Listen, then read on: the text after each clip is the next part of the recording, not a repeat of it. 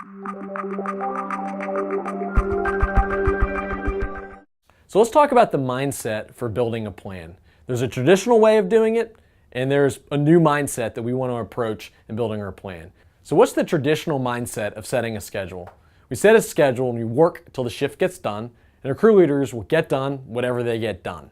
The second way is we work past the shift, and we don't really know what it takes to get the work done.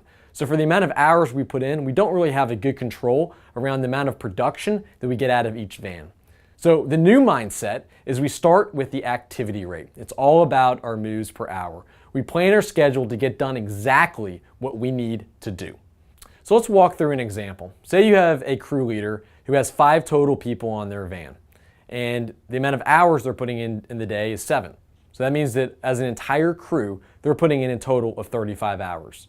The traditional way of approaching it is they just put in 35 hours, and the amount of work they get done, they get done.